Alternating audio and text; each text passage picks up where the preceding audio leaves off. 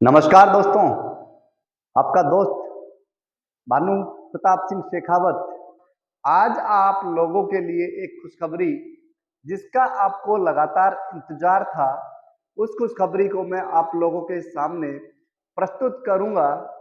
साथियों, कुछ सवाल बोर्ड पे लिखे हैं, कुछ आपके दिल में हैं जिनको मैं यहाँ से समझ पा रहा हूँ। उन सभी सवालों के जवाब मैं आप लोगों को देने वाला हूँ।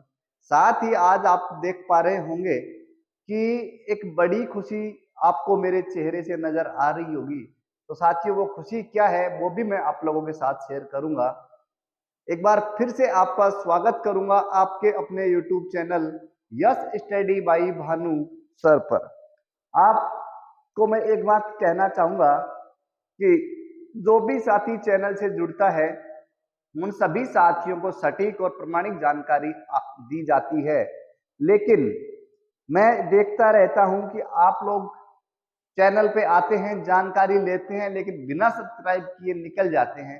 तो मित्रों, ऐसा नहीं करें, प्लीज चैनल को सब्सक्राइब करें, साथ ही बेल आइकन भी ऑन करें, जिससे आपको नोटिफिकेशन कोई भी भर्ती का हो, चाहे सेंटर की भर्ती हो, चाहे राजस्थान सरकार की भर्ती हो, आप लोगों तक वो वीडियो नोटिफिकेशन आप लोगों तक प्रोवाइड करवा दिया जाएगा। तो मित्रों, एक बार आप देखें बोर्ड के ऊपर क्या क्या सवाल है, फिर मैं जो मेरी मन की भावनाएं हैं वो आप लोगों के साथ पेश करूंगा, प्रस्तुत करूंगा, आप लोगों के साथ साझा करूंगा मेरी जो भी है मन की भावनाएं। क्या है खुशखबरी आज की गुरुजी, प्लीज बताएं। पहला सवाल, ठेका प्रथा को लेकर एक बड़ी खुशी में बात करने वाला हूं।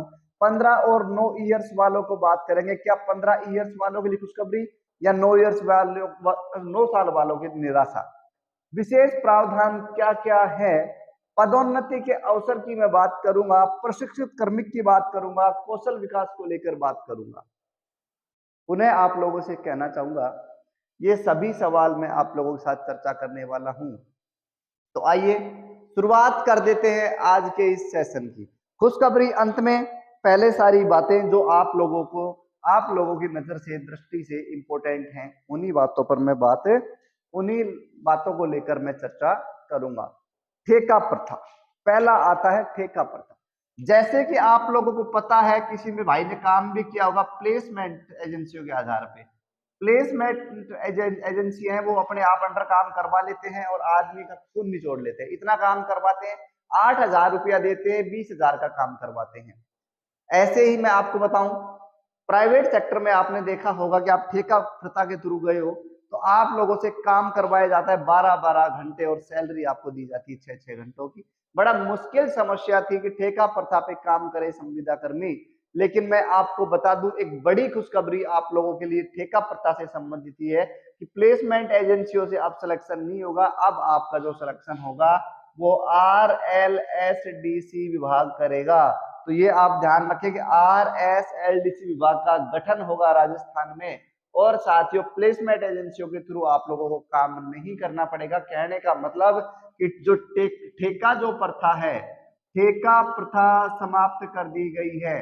ठेका प्रथा समाप्त कर दी गई है राजस्थान में। अब RLSDC का गठन किया गया है और RLSDC के गठन के बाद आप लोगों का जो भी आप काम करेंगे संविदा कर्मियों के रूप में, आपका एक्सपीरियंस काउंट होगा। मित्रों ध्यान रखें, जैसा कि आपको पता है राजस्थान में एक बड़ा हलचल मची हुई है कि मात्र 5 दिन की सरकार बची है, मात्र 10 दिन की सरकार बची है।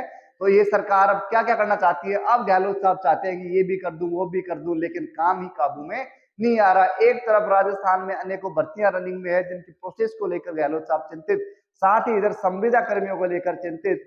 तो अभी देखो अभी क्या होगा।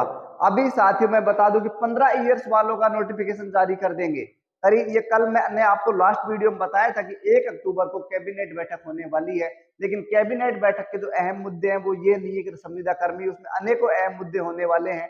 उनमें से कुछ बातें जो निकलकर सामने आई और संविदा कर्मी, उनके लिए मैं बात करूंगा कि क्या क्या वो बातें आप लोगों के लिए निकलकर आई।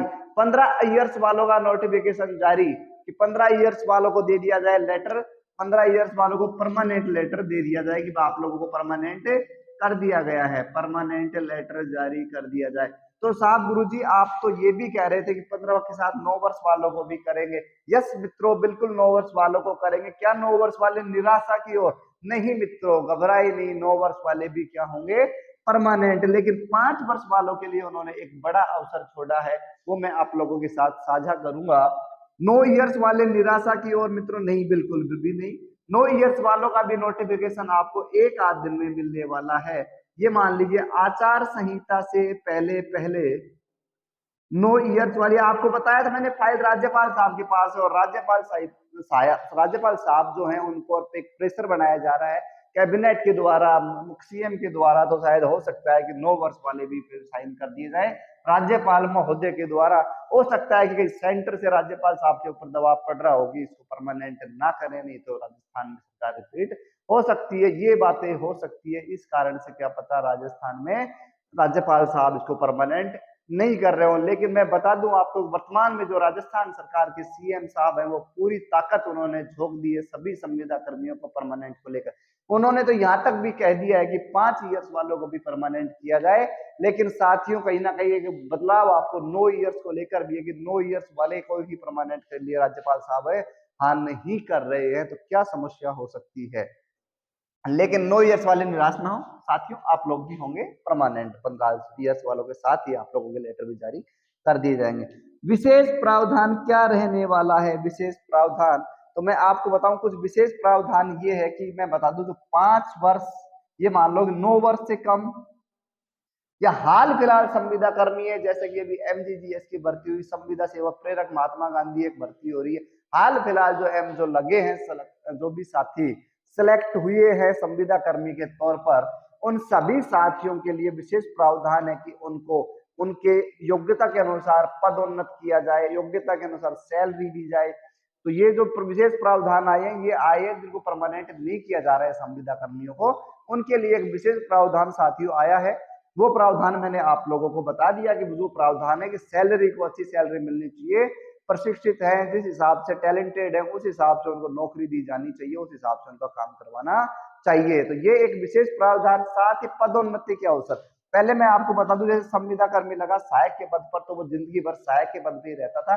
लेकिन अगर आप पदोन्नति को एक्सपीरियंस के हिसाब से आपका जो कार्यकाल रहेगा उसके अनुसार ही आप लोगों को परमानेंट, उसके अनुसार ही आप लोगों को परमानेंट परमानेंट की नहीं, उसके अनुसार आपके पद में वृद्धि होगी, पदोन्नति होगी, आपको प्रमोशन दिया जाएगा आपके कार्यकाल के अनुसार, आपकी योग्यता के अनुसार। तो एक विशेष प्रावधान है, पदोन्नति के अवसर भी मिलेंगे। पहले संविदा कर्मियों को पदोन्नति के कोई अवसर नहीं दिए जाते थे। दूसरी बात करेंगे प्रशिक्षित कर्मी। मैं आपको बता दूं, जो शिक्षित है, जिस क्षेत्र में जो जिसका कार्य किया है, अच्छा कार्य, कुशल कार्य किया है, तो उसको उस डिपार्टमेंट में, उस विभाग में ही कार्य करवाया जाएगा।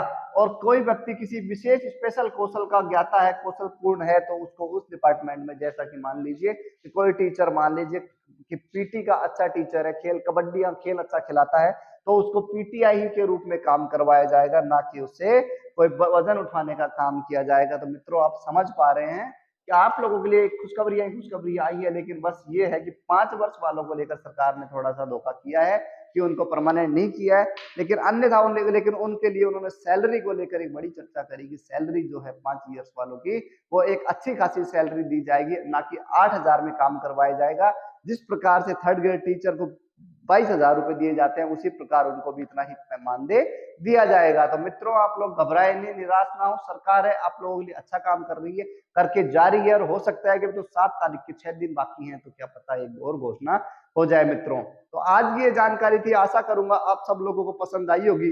पसंद आई है तो वीडियो को लाइक शेयर कमेंट, साथ ही चैनल को सब्सक्राइब करें। दोस्तों मिलते हैं किसी अन्य वीडियो में अन्य सूचना के साथ। जब तक आप लोग खुश रहे, स्वस्थ रहे, मस्त रहे। Thank you.